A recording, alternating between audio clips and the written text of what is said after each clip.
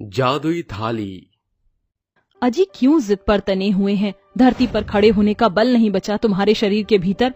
राम ना करे तुमको कुछ हो गया तो इस बुढ़ापे में मैं किसके सहारे काटूंगी? पन्ना, अगर जाऊंगा नहीं तो कमाऊंगा क्या? फिर खाएंगे क्या?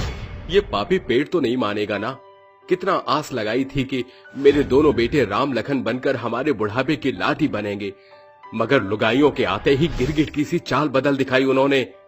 बेटों के छोड़ जाने के बाद 60 वर्षीय गजोधर अपनी पत्नी पन्ना के संग गांव के अंतिम छोर में बसे नदी के किनारे एक गुमटी डालकर गुजर बसर कर रहे थे। अच्छा, मैं जाता हूँ, तुम भीतर से किवाड़ कस लो। घर का दाना पानी चलाने के खातिर गजोधर सारा दिन सड़कों पर घूमकर कबाड़ टटोलता और उन्हें बोरियों में भरकर मोहसिन भंगार वाले के हाथों बेचा करता था। राम राम मोहसिन भाई, ये लो, जल्दी से इस कबाड़ का भार तोलकर दाम दे दो। ये लो चचा जान, 15 किलो कबाड़ था, जिसके कुल मिलाकर बनते हैं 150 रुपया। अरे जो भी बन पड़ता है दे दो भाई। गजोधर उन पैसों के मुट्ठी में बांधकर घर लौटते हुए खुद से बतियाते हुए बढ़ता जा रहा था। एक सवेर से सांझ तक घुमक्कड़ की तरह किबाड़ बिन चुनकर भी सिर्फ 150 रुपए हाथ लगे हैं। ये तो बनिए की उधारी चुकाने में ही बराबर हो जाएगी।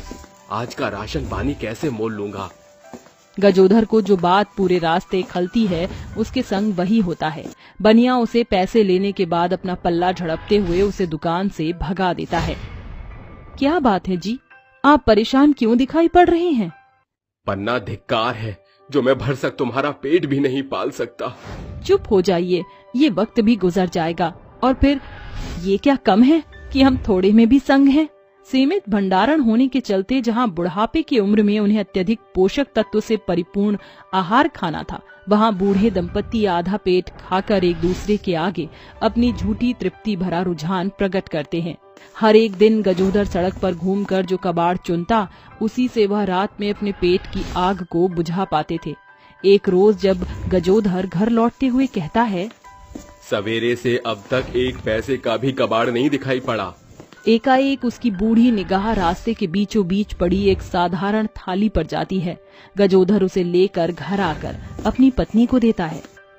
पन्ना, ये देखो, मुझे चौराहे के बीचों बीच ये थाली मिली। इसकी चमक और दमक देखकर तो ऐसा लग रहा है कि किसी बर्तन व्यापारी के ट्रक से गिर पड़ी थी।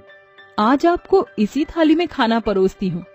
पन्ना उस थाली को धो पोंछ कर उसे गजोधर के आगे बिछाकर जैसे ही उसमें थोड़ा सा चावल परोसती है, थाली के चारों ओर एक तेज चुभने वाली चमक प्रकाशमान होती है और दोनों की आंखें